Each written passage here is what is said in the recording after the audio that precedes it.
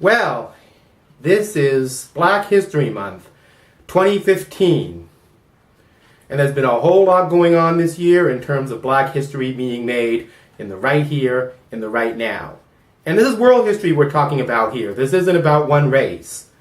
But black Americans who have had a historical precedence of being misrepresented and oppressed are starting to show that, hey, our lives and our needs are not so bad after all.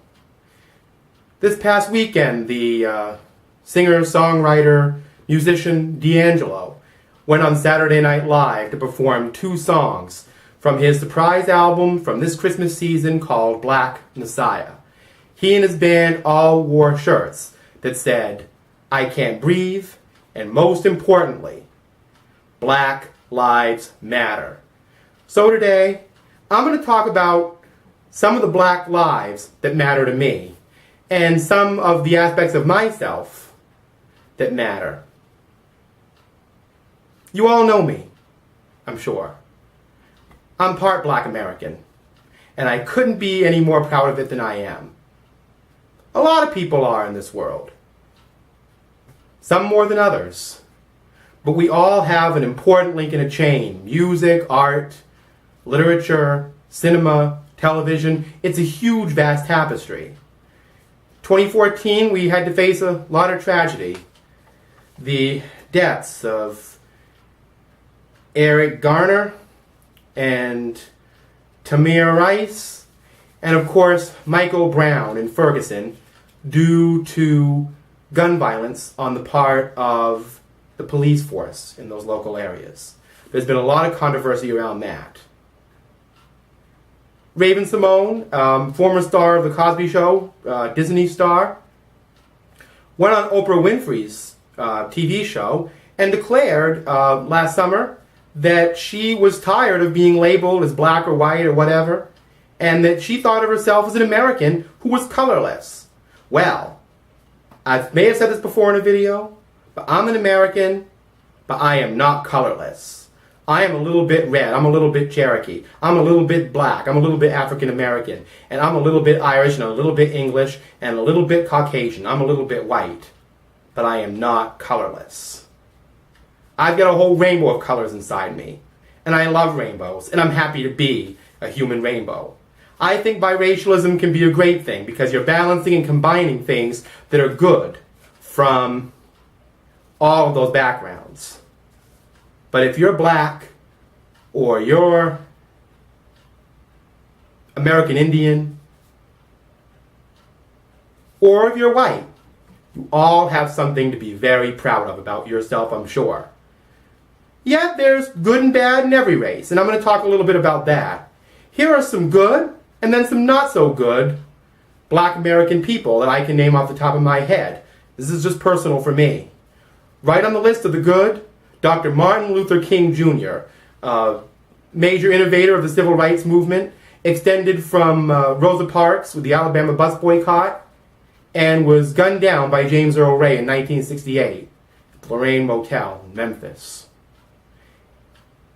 But his idea went and became part of a national holiday spearheaded by Gil Scott-Heron, Louis Farrakhan, and Stevie Wonder in 1980. And we celebrate that every year. Jobs closed down because of a black American man who declared in 1963 on the Mall of Washington, D.C. that he had a dream. Second on my list, President Barack Obama. He came into the White House being swarmed with controversy about his American citizenship and racial remarks that in some cases outdo the worst made during the period of southern United States segregation.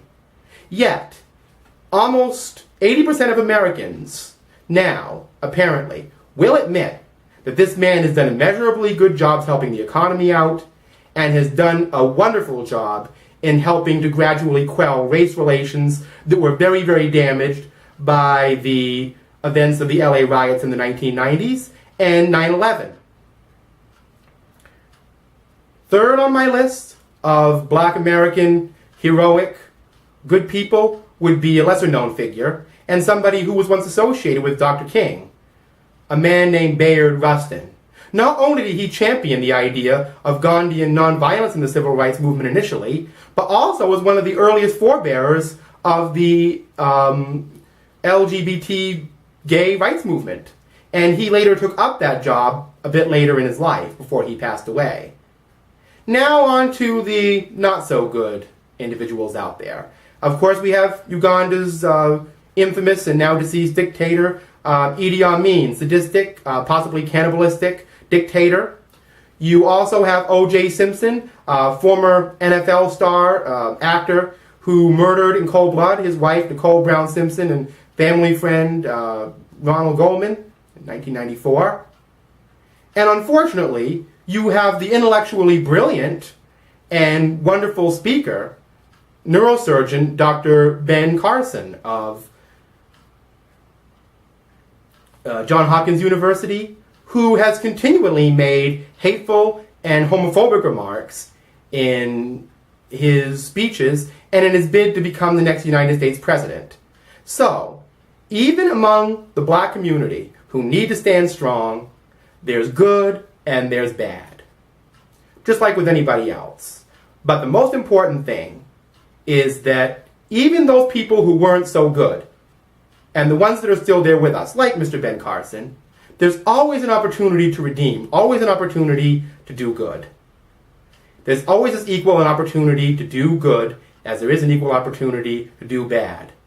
And that's what equal opportunity really is about to me. Just those two factors, good and bad, emotionally. My black life matters. Those people I talked about, their black lives, good and bad, matter. And your black life matters. Your culture matters. And that's what I wanted to tell all of you on Black History Month. I'll see you next time.